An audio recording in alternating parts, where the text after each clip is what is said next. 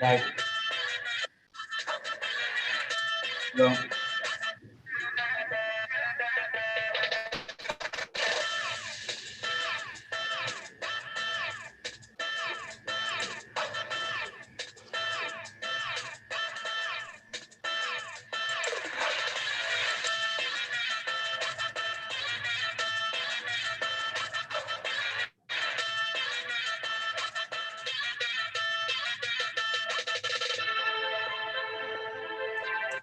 Hello, everyone, and thank you for attending today's webinar session, Working with Automations. We're very happy to have with us Madi Suet, so we're happy to have him on today's session.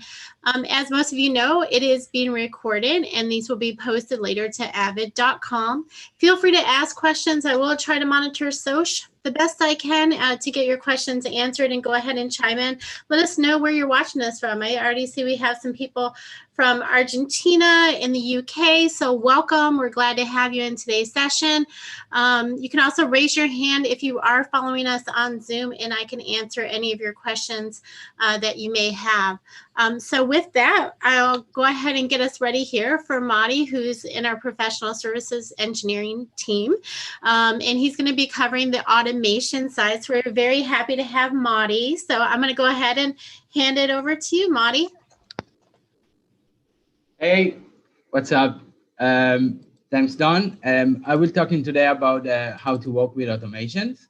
Automation has been a big part of the broadcast world for a while now, and Avid and most of our Avid products are pretty good at working with them.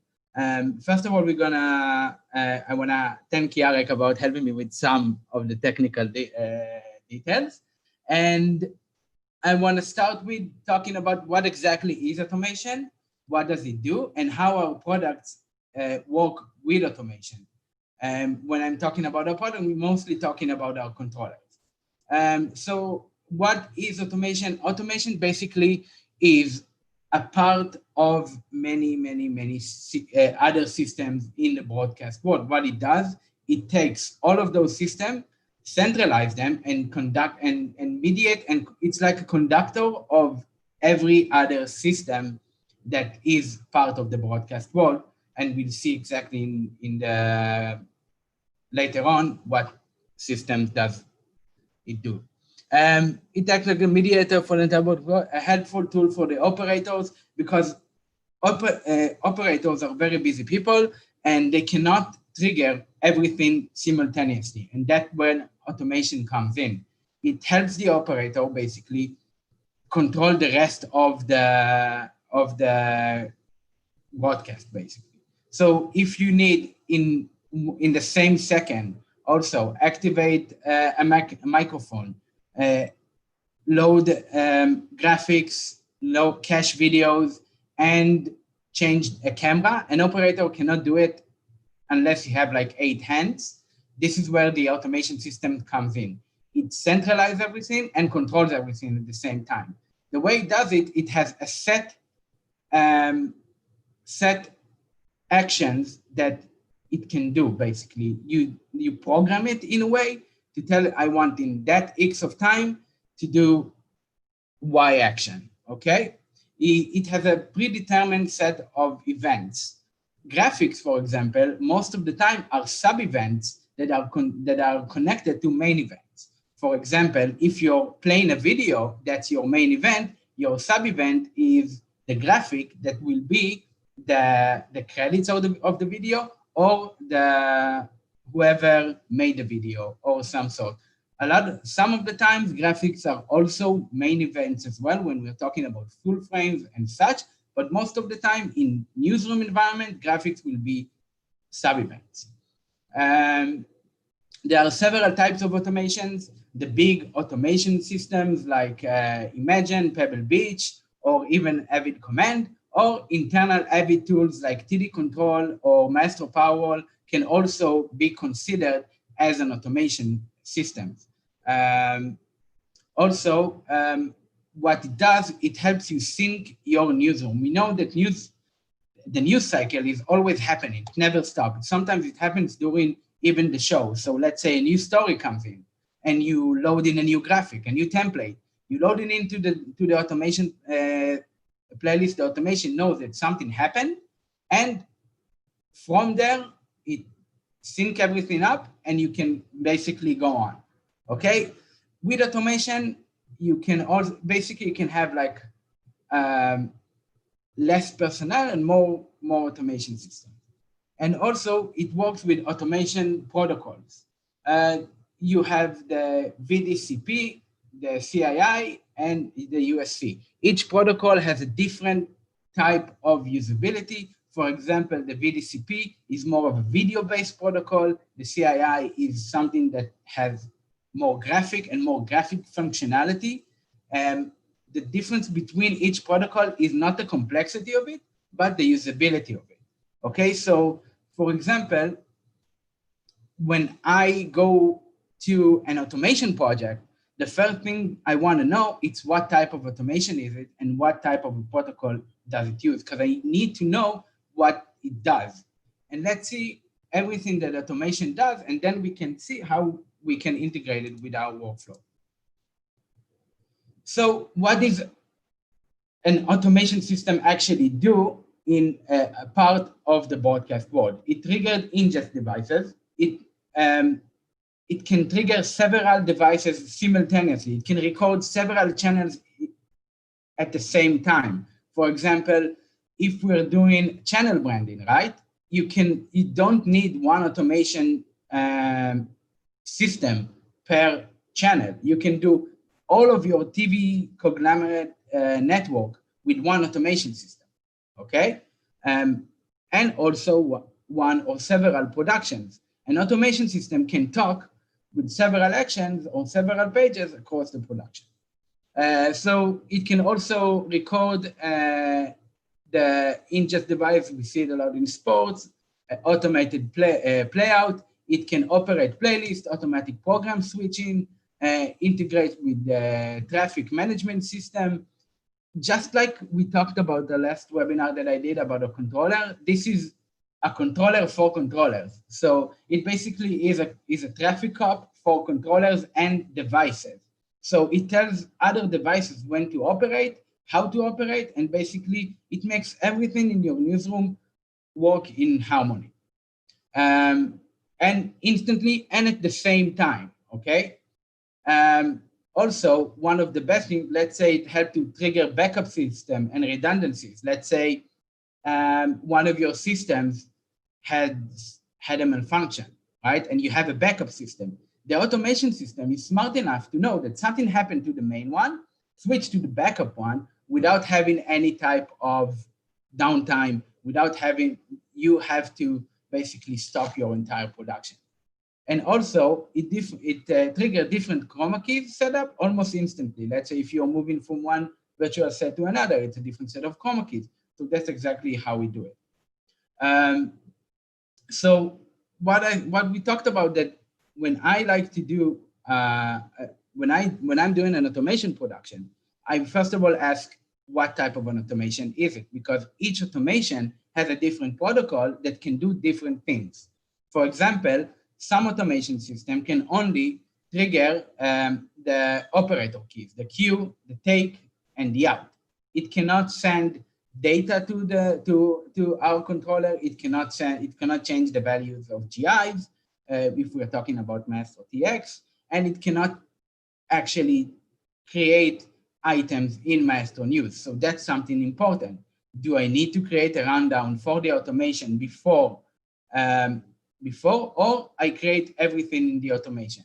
So when you're doing an automation production, first of all, the first step will be is to know what type of automation system and what it was programmed and what's the protocol that it's working with, okay? For example, like we talked here on the VDCP against the CII, the VDCP has a lot more of video clips, video-related capabilities. It's this, against the CII that has a lot more graphic capabilities. So if you're having a very graphic-heavy production, okay, you know you're going to load a lot of graphics doing it, so you would most likely have this protocol against this protocol. Unless you're doing a lot of clips, then you'll have this one. Okay, so automation has been part of the Avid. We work with automation for a while, and we even have our own automation system, Command. And I would like to talk about how exactly we work with those automations. So we have two main controllers that work with automation, but not only. Okay, I will talk briefly about Maestro Power as well later on.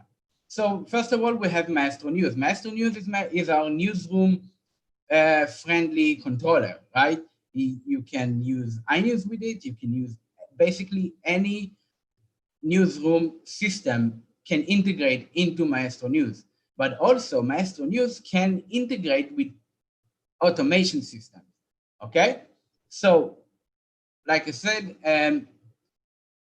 from the automation, you can control everything in your studio. You can control the camera. You can control the microphones of the presenters. You can control the lighting. But the automation system is not the one that does it. Okay, the automation is not a lighting system. It helps you manage the lighting system. So a lot of people get confused. They think that the automation is actually the one that does it. No, it's just bringing everything together. It's the glue. Um, so because automation, like we said earlier, have a set predetermined condition, and this is why it works very good with news, because a news show is most of the time is a news show. You know when your commercials are, you know how long each segment will be, and you know exactly when is cut into the studio and when going back to the story, right? So, and this is what automation does best. If we take the graphic part of the automation and really narrow it down to its simplest capabilities, all it needs to do is bring in graphic and at X for Y amount of time and take it out. That's it. That's all it needs to do. It needs to do the right graphic, but it gets a little bit, I call it fun, when all of the rest of the news systems are coming in, and when you have complex graphics. Let's say you need to go from your economic show to your sports show, back to your entertainment show. You need to, your system, your production that you're building needs to know what's on air right now, because most of the time in our products, you make one template and you use it in all of your shows. This is how our products work. So one template can be most of the time used several times throughout your show to really have it going. So the way it works, the automation systems, most of the automation systems are you create the rundown in your automation system. So your rundown will be like this. I want to turn on the lights of my studio. I want to pan my camera. I want to send the graphic of lower third. And we're going to focus on the sending graphic part because that's what we do. So what happens when the automation system actually sends the graphic to Maestro News? It creates a parallel rundown inside Maestro News that works alongside. It's a temporary parallel rundown. It creates a temporary parallel rundown in your Maestro News system. And from there, you can see the state of the graphics, right? And if you need to change something really fast, you can do it from your Maestro News system. It's a very, very, very useful tool, right? This is why one of the things that I do for automation before the show, I tell them play all your automation items, and then everything will be already loaded up. On the other hand, we also have Maestro TX. Okay, that's Maestro News. We'll go back and I will talk about Maestro News. We will focus more about Maestro News in this webinar. On the other hand, we have Maestro TX. Maestro TX, most of it is designed for live shows, a little bit more channel branding is a big part of Maestro TX and automation. the way it uses, instead of using pages, you have your, and you make your entire actions in Maestro TX, and then it kind of opens up to the automation system, and you build your rundown either in your automation system, or you can create a playlist in Maestro TX and have your automation system play this. So there are two approaches. If you build all your actions, each action has a unique ID. And in your automation system, you can say, I want, let's say, my background unique ID to be played at 000 at the start of the show. And I want it always on the full frame channel. And every time I bring in a full frame, the background is already there. And you determine the times of each unique ID. Will do a play and an out, a play and an out. And that's basically it. Okay, and we have a special action in our TX that is called an automation mediator inside of your production. So this automation mediator is the bridge, that gap between the automation system and your controller and your production.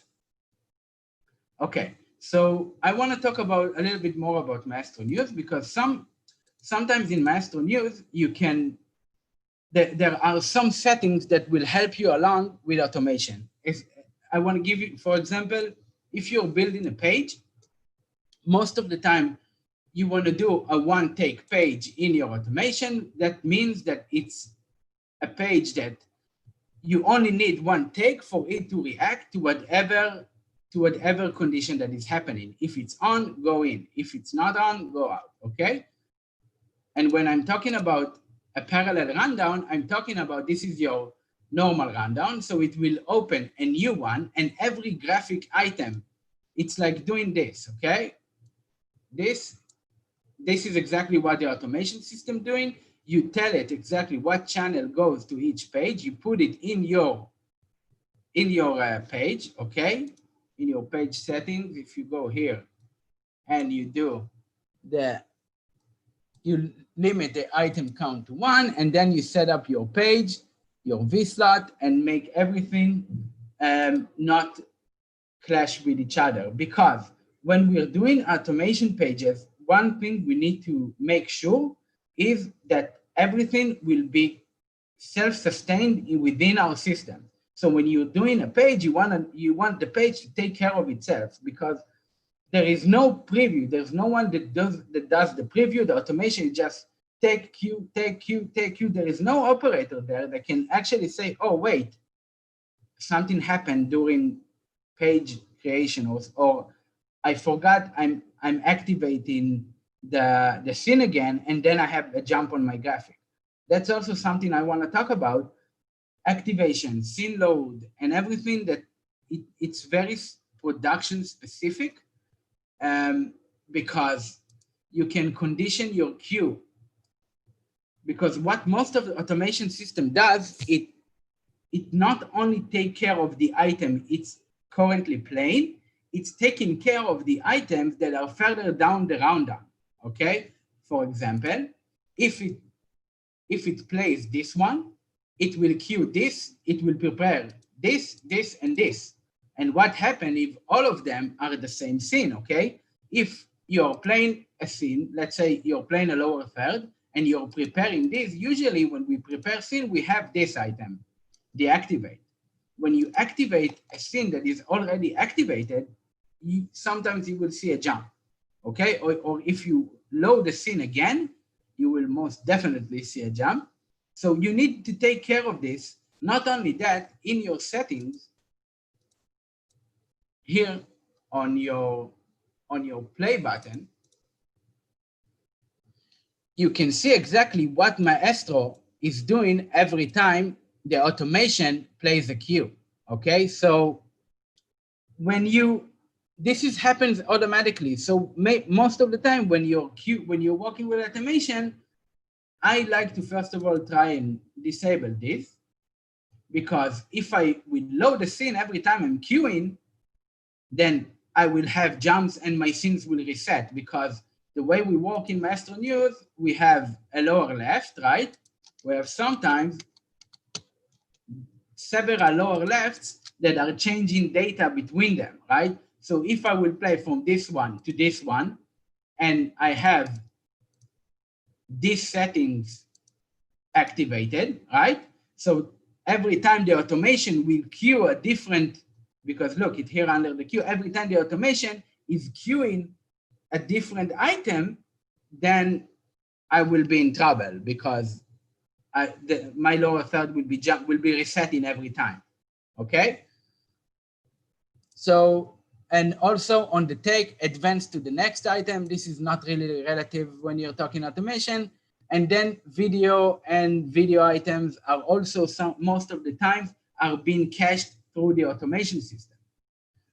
So you should really know how to deal with it. And the reason that I'm not telling you do this period, because each automation system has its own functionality, has its own programming, and it has its own issues. Not really issue, have its own way it's working. Also, what happens in Maestro is the clip cache within the Maestro engine. So you can either use, if your automation system, for example, is not queuing the clips within your graphics, because there are different types of clips. The clips that are cached within your items are being cached by the Maestro engine, right? So you can turn on this smart clip management, and it will cache the clips 3 items down the playlist, okay? And everything I'm saying here is also applicable to Maestro TX. So what I really want you guys to take from this webinar is really, when you're dealing with automation, you need to think about your graphic as a self-sustained system, okay? So you also build your scenes in a smart way to get the minimum amount of exports, so you will have a minimum amount of data being transferred. Sometimes even with automation systems, we want to give a little bit more wait time when we're building graphic as a margin of, when you're testing your graphics, sometimes you will see that your wait time that you did is off, because what happened to me one time, I created a production in Maestro News. I tested everything for Maestro News. Everything was perfect. And then I went and to test it from the automation system. And then I noticed that I have a few milliseconds of margin between my wait time. So I had to go before the show starts and give a little bit of a wait time between each system. I know from the Maestro News, only from here it will be, but from the automation system, it was okay. And a little bit about the Maestro TX. I had here, for example, I have several actions that we did last time, okay? And you can see this is the match ID, and I created a playlist here. You can edit and enter items to the playlist by clicking on the edit mode and then drag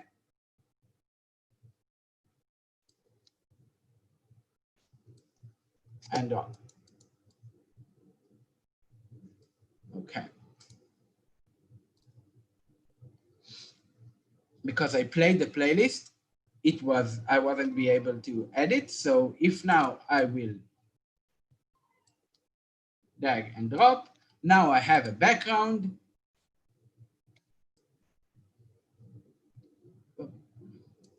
I'm loading my match ID. I'm switching my background, and I'm loading my match ID again. And you can see here the duration of each time. You can set the device, and everything can be loaded, can be read from the automation, and you already know what it will do. And that's it. One more thing. Because Go ahead.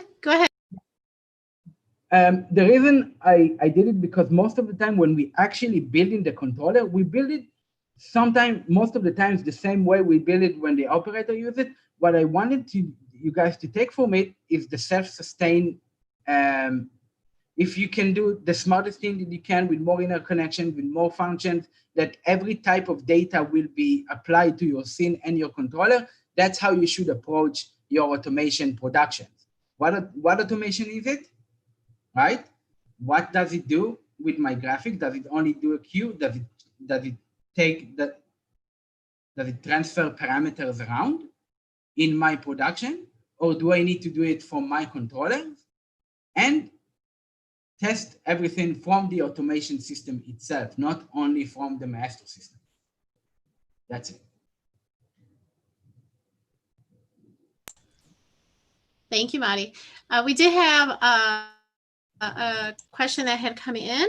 Let's see. So is it a good practice to buffer about a half a second for each automation? It's really determined on the automation system itself.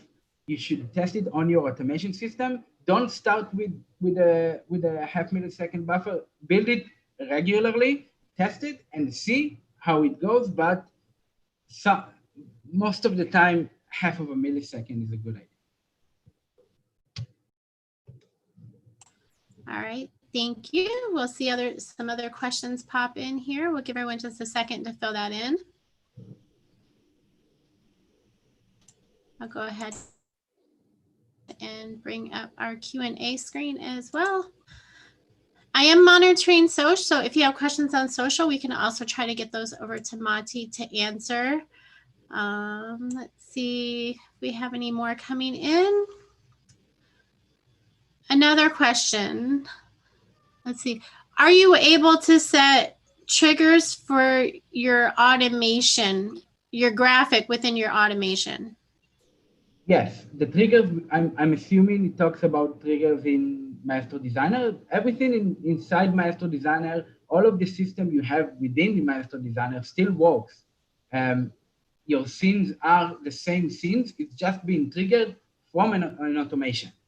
So every functionality should be the same. All right. It looks like those are most of our questions for today so far. So we'll give everybody just a minute. I'll go ahead and bring up our next presentations. So we have Media Composer tomorrow, working with the blur, and then we have a Media Composer next Tuesday as well. So feel free to drop us a note at liveonlinelearning@avid.com for subjects you would like to see our engineers and master instructors give little courses on, and we want to thank everyone for attending. Again, if you have other questions for Madi, feel free to email me and I will get them over to him and we'll get those answered for you as soon as possible. So thank you, Madi, for the session. Oh, I love the puppy. And we'll let everyone get on with their day. So thank you all so much. Have a good one. Thank you guys.